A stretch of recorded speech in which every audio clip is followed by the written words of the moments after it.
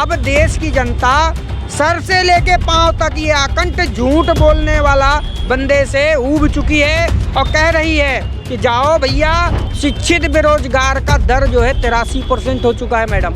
आज 45 साल पीछे जा चुके हैं हमारा देश का जो बेरोजगारी दर है। कितनी आय बढ़ रही है, सर्वे कर लीजिए ना।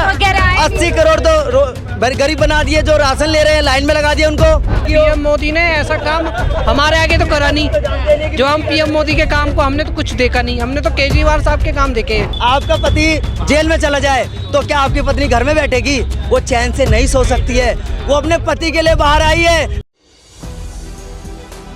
4 PM दिल्ली देख रहे हैं आप और मैं हूं आपके साथ शाहीन खान। दिल्ली के अंदर 25 मई को चुनाव हो रहे हैं और उसी से पहले अब सभी राजनीतिक पार्टियां अपने अपने दांव फेंकने लगे। इधर गठबंधन लगातार संविधान बचाओ लोकतंत्र बचाओ की बात कर रहा है, तो वहीं सत्ताधारी पार्टी लगातार एम फैक्टर चुनाव में लाने की कोशिश करे। यानी जिस महंगाई की बात, जिस मणिपुर की बात जो विपक्षी दल कर रहे थे वो कहीं गुम हो गया और अब बात मछली, मुसलमान और मंगलसूत्र तक पहुंच गई। ऐसे में जनता क्या सोच रही है? क्या जनता इस बार फिर से मोदी सरकार पर विश्वास करने वाली है या इस बार बदलाव चाहती है? सीधा जनता से जुड़ते हैं और जानते हैं क्या मुद्दे इस बार चुनाव कर रहे थे। अभी दिल्ली के अंदर जो रोड शो हुआ है, क्या लग रहा है इसका असर दिल्ली की जनता तक होगा?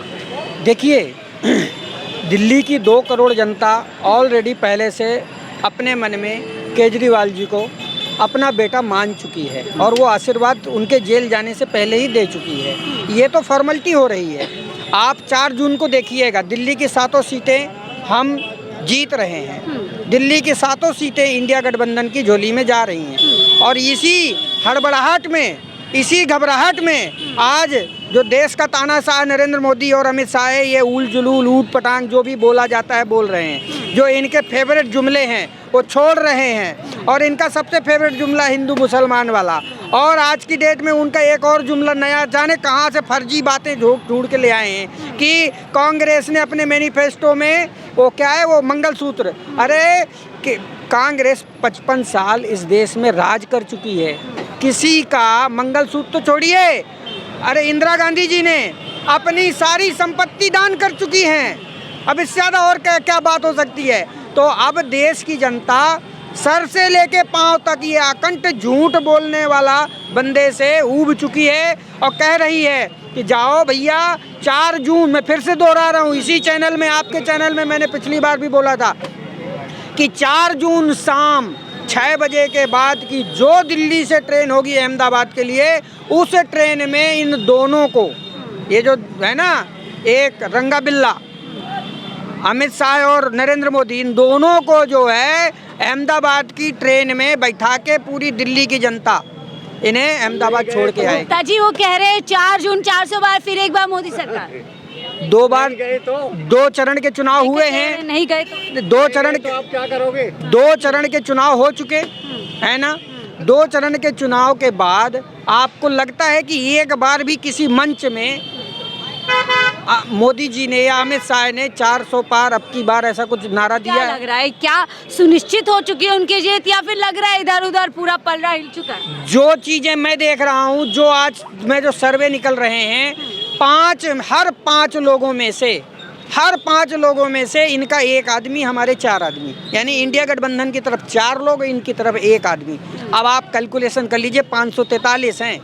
हमने हर जगह, ऐसा कोई राज्य नहीं बचा होगा, मैं पिछले 1 महीने से घूम रहा हूँ, ऐसा कोई राज्य नहीं बचा होगा जहाँ से मेरी टीम ने एक रॉ डाटा ना, रफ डाटा ना निकाला हो। अब तक जहाँ जहाँ सीटों में चुनाव हुए हैं, इससे भी आपको मतदान की जो परसेंटेज है उससे भी आपको एक छोटा मोटा कैलकुलेशन आ गया होगा। और सबसे बड़ी बात ये है कि जो डाटा निकल के आ रहा है कि अगर हम 5 लोगों से पूछ रहे हैं तो उनमें से नरेंद्र मोदी को पसंद करने वाला 1 और 4 लोग जो है इंडिया गठबंधन, यानी बदलाव की तरफ आपको दिखता है। बदलाव पूरी तरह से। और मैं आपको ज़्यादा अतिशयोक्ति की बात नहीं कहता हूँ, हद है कि ये 150 के नीचे ना समेट जाए। 150 के नीचे, लेकिन लगातार। और सुनिए, जब 5वां चरण हो तो मुझे फ़ोन करिएगा, आपके पास मेरा नंबर है, फ़ोन करिएगा और मेरा इंटरव्यू लीजिएगा। 5वें चरण आते आते अगर इनकी हालत 40 से नीचे उतरने की ना हो जाए तो बताना, इस कदर जनता परेशान है। इस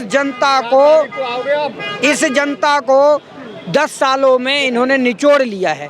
चाहे आपका दलित समाज हो, चाहे आपका मुस्लिम समाज हो, चाहे आपका जो है शिक्षित बेरोजगार का दर जो है 83% हो चुका है मैडम। आज 45 साल पीछे जा चुके हैं हमारा देश का जो बेरोजगारी दर है। हमारा युवा दर दर की ठोकरें खा रहा है। पढ़ा लिखा युवा MBA की डिग्री लिए उनको नौकरी नहीं मिल रही है। डॉक्टर की डिग्री लेकर के बेचारे को उसको जगह नहीं मिल रही है, क्योंकि उसके बाप के पास पैसा नहीं है क्लिनिक खोलने के लिए। लावारिस की तरह घूम रहे हैं, कोई चोर बन रहा है, कोई डाकू बन रहा है, कोई लुटेरा बन रहा है। यानी आप कह रहे हैं गठबंधन इस बार आने वाला है, लेकिन मोदी जी समेत स्मृति ईरानी तमाम लोग कह रहे हैं देखिए गठबंधन आ जाएगा, आपकी प्रॉपर्टी बिक जाएगी, आपकी प्रॉपर्टी बढ़ जाएगी उन लोगों में जिनके ज़्यादा बच्चे होते हैं।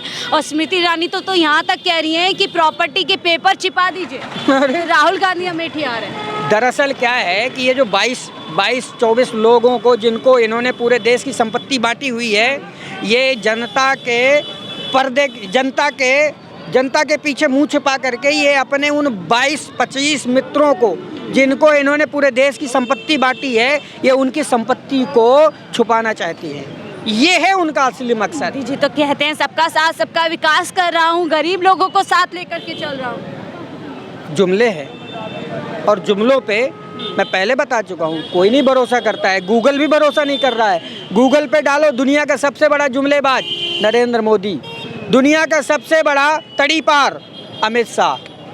गूगल पे सर्च कर लीजिए, मेरे को बोलने की जरूरत ही नहीं है। गूगल पे तो ये आता है देश विदेश का सबसे ताकतवर प्रधानमंत्री कोई है तो प्रधानमंत्री। कौन से देश में, एक देश का नाम बता दीजिए, एक देश का नाम मुझे बता दीजिए। बज रहा है अभी 2 दिन पहले अमेरिका ने जो है फटकारा है।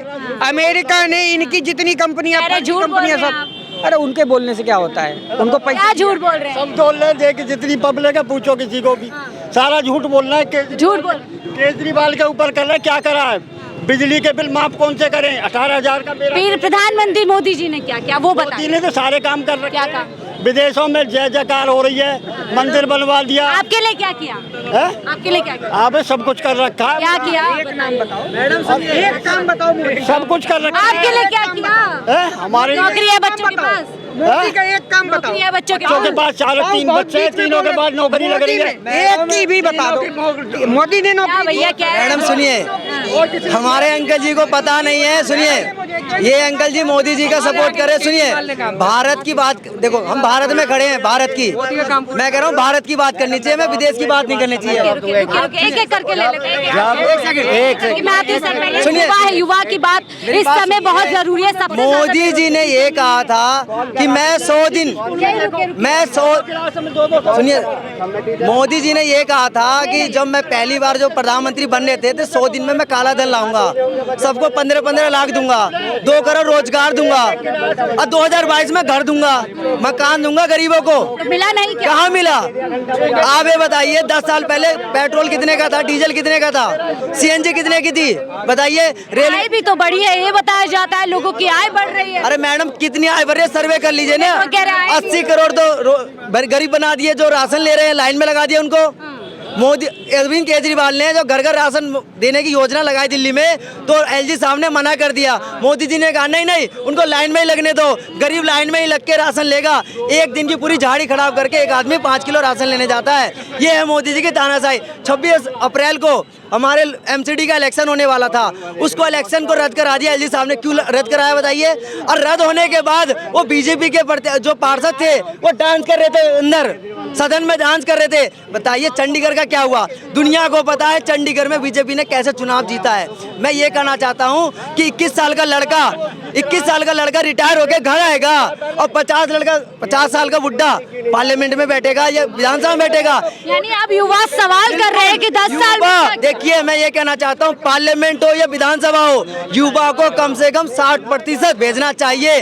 जिस दिन युवा विधानसभा पार्लियामेंट पहुँच गया तो रोजगार मिलेगा जनता को। ये वही लोग पहुँचते हैं जिनके पास पैसा है।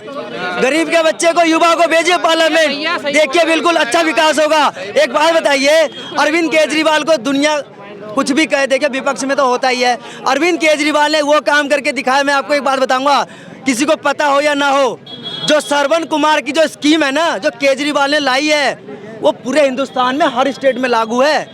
और बता दिए कौन सा सीएम ने तीर्थ यात्रा कराया किस बुजुर्ग महिला और बुजुर्ग लोगों को, लेकिन केजरीवाल ने उस फंड से कराया। ये हर स्टेट में लागू है, लेकिन सारा फंड वो सीएम लोग खा जाते हैं। लेकिन अरविंद केजरीवाल ने वो काम करके दिखाया, उन सीएमओ को आंख खोल के दिखा दिया कि देखो ये भी स्कीम होती है। जनता इस बार चाहती है कि कोई काम करने वाला जो है उनकी तरीके देखिए, केजरीवाल ऐसा दिल्ली की जनता में से 89,000 बुजुर्गों ने तीर्थ यात्रा पाई है। झंडा पकड़ने के ये बहुत बड़ा रिकॉर्ड है। आज तक पिछले 10 वर्षों में केजरीवाल जी ने दिल्ली के 89,000 बुजुर्गों को चारों धाम हर धाम की तीर्थ यात्रा कराई है। इससे बड़ा पुण्य नहीं हो सकता है।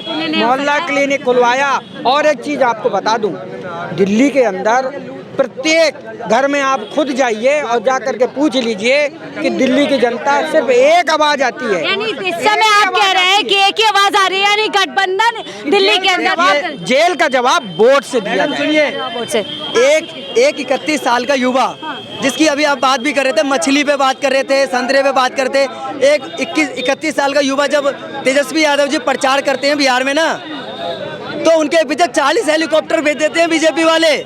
एक 31 साल का युवा, उसके पीछे 40 हेलीकॉप्टर। अरे वो बिहार के लिए उसने 5 लाख रोजगार दिया। इतिहास में पहली बार ऐसा काम किया जिसको लोग कहते रहे जंगल राज। देखिए, जो पहले चला गया उसको छोड़िए, आज की बात है। मैंने कहा ना, युवा को दीजिए राजनीति। एक युवा ने 17 महीने में 5 लाख रोजगार देने का काम किया।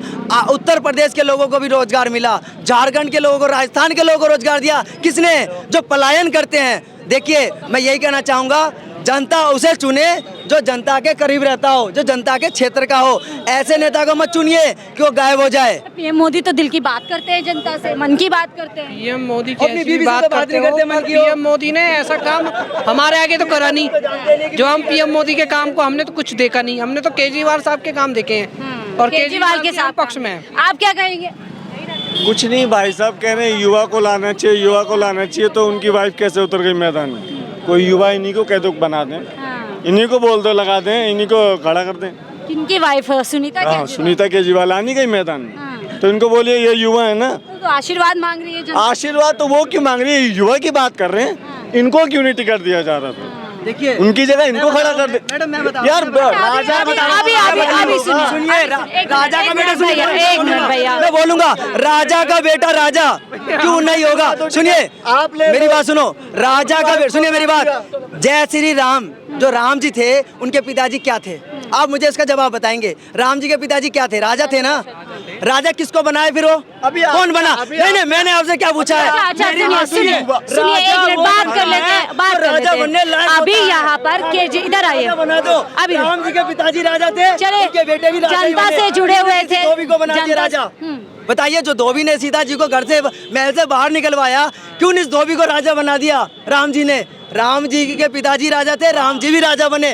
राजा वो बनना चाहिए जो राजा बनने लायक हो। एक बात बताइए, अगर आप जेल में जाते हैं, सुनिए, तो आपकी पत्नी क्या करेगी?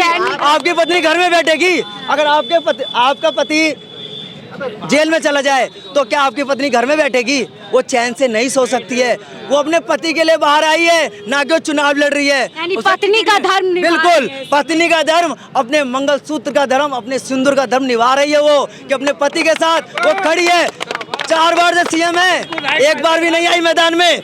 एक बार जब मजबूरन पड़ा, जब उसको जबरन जेल में डाला, तो केजरीवाल जी के लिए, देखिए, हर पत्नी अपने पति के लिए, भैया वो कह रहे हैं, भाजपा वाले कह रहे हैं अब दिल्ली में राबड़ी 2.0 होने वाला है। राबड़ी 2 सुनिए मेरी बात, अगर राबड़ी 2 मैं बता दूं, आप एक मूवी आई है, आप शायद जानते भी होंगे, बिहार के ऊपर मूवी बनी है और यूट्यूब पे भी आई है।